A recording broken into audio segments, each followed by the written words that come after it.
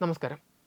മനുഷ്യരാശി ഭൂമിയിൽ നടത്തുന്ന ഇടപെടലുകൾ ദശകങ്ങൾ പിന്നിട്ടാലും പ്രകൃതിയിൽ എത്രത്തോളം ആഴത്തിലുള്ള മുറിവുകൾ അവശേഷിപ്പിക്കുന്നതിൻ്റെ ഞെട്ടിക്കുന്ന തെളിവുകളാണ് സാൻ പെഡ്രോ ബേസിനിലെ കടൽത്തട്ടിൽ നിന്ന് ഇപ്പോൾ പുറത്തു വരുന്നത്. ശാന്തസമുദ്രത്തിൻ്റെ ആഴങ്ങളിൽ തുരുമ്പിച്ച വീപ്പകൾക്ക് ചുറ്റും കാണപ്പെടുന്ന നിഗൂഢമായ വെളുത്ത വലയങ്ങൾ കേവലം പ്രകൃതിദത്തമായ മാറ്റങ്ങളല്ല എന്നും മറിച്ച് 50 വർഷങ്ങൾക്ക് മുൻപ് നാം ഉപേക്ഷിച്ച രാസമാലിന്യങ്ങളുടെ തുടർച്ചയായ പ്രതിപ്രവർത്തനമാണെന്നും ശാസ്ത്രലോകം കണ്ടെത്തിയിരിക്കുന്നു. 1930-കൾ മുതൽ 70-കൾ വരെയുള്ള കാലഘട്ടത്തിൽ കടലിൽ തള്ളിയ വ്യാവസായിക അവശിഷ്ടങ്ങൾ ഇന്നും സമുദ്രത്തിലെ ആവാസ വ്യവസ്ഥയെയും രസതന്ത്രത്തെയും മാറ്റിമറിച്ചു കൊണ്ടിരിക്കുകയാണ് എന്ന വസ്തുത പരിസ്ഥിതി സംരക്ഷണത്തിൻ്റെ അനിവാര്യതയെ ഒരിക്കൽ കൂടി ഓർമ്മിപ്പിക്കുന്നു. സ്ക്രിപ്സ് ഇൻസ്റ്റിറ്റ്യൂഷൻ ഓഫ് ഓഷ്യാനോഗ്രാഫിയിലെ ഗവേഷകർ PNAS നെക്സസ് എന്ന ജേർണലിൽ പ്രസിദ്ധീകരിച്ച പഠനത്തിലാണ് ഈ കണ്ടെത്തലുകൾ വിശദീകരിക്കുന്നത്. ലോസ് ഏഞ്ചൽസിന് സമീപമുള്ള സാൻ പെഡ്രോ ബേസിനിൽ നടത്തിയ പര്യവേക്ഷണത്തിൽ ആയിരക്കണക്കിന് തുരുമ്പിച്ച വീപ്പകളാണ് കടൽത്തട്ടിൽ കണ്ടെത്തിയത്.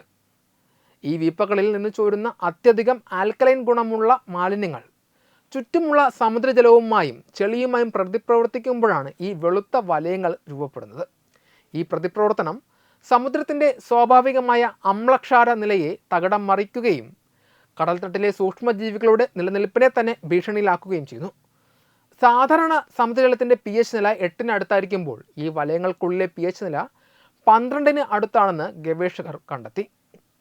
ഈ രാസമാറ്റത്തിൻ്റെ ഫലമായി കടൽത്തട്ടിലെ മണ്ണ് കഠിനമായ പാറ പോലെ ഉറയ്ക്കുകയും ബ്രൂസൈറ്റ് എന്ന ധാതുരൂപങ്ങൾ ഉണ്ടാവുകയും ചെയ്യുന്നു. ഇത് സമുദ്രത്തിലെ ജൈവവൈവിധ്യത്തിന് വലിയ ആഘാതമാണ് സൃഷ്ടിക്കുന്നത്.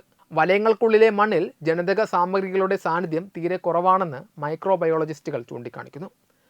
സാധാരണ നിലയിൽ സമുദ്രത്തിൻ്റെ ആഴങ്ങളിൽ കാണപ്പെടുന്ന വൈവിധ്യമാർന്ന സൂക്ഷ്മജീവി സമൂഹത്തിന് പകരം കഠിനമായ ആൽക്കലൈൻ സാഹചര്യങ്ങളിൽ മാത്രം അതിജീവിക്കാൻ കഴിയുന്ന വളരെ കുറഞ്ഞ ഇനം ബാക്ടീരിയകൾ മാത്രമാണ് ഇവിടെ അവശേഷിക്കുന്നത്.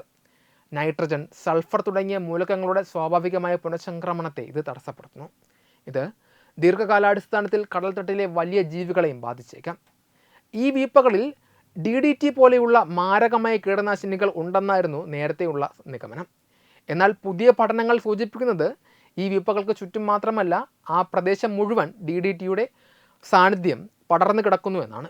വീപ്പകളിൽ നിന്ന് ചോരുന്ന രാസവസ്തുക്കൾക്ക് പുറമെ ടൺ കണക്കിന് മാലിന്യങ്ങൾ നേരിട്ട് കടലിലേക്ക് തള്ളിയതിൻ്റെ ഫലമാണിതെന്ന് കരുതപ്പെടുന്നു. ഏകദേശം 58 ചതുരശ്ര മൈൽ പ്രദേശം റോബോട്ടിക് അന്തർവാഹിനികൾ ഉപയോഗിച്ച് മാപ്പ് ചെയ്തപ്പോൾ 74,000-ലധികം അവശിഷ്ടങ്ങൾ കണ്ടെത്തുകയുണ്ടായി.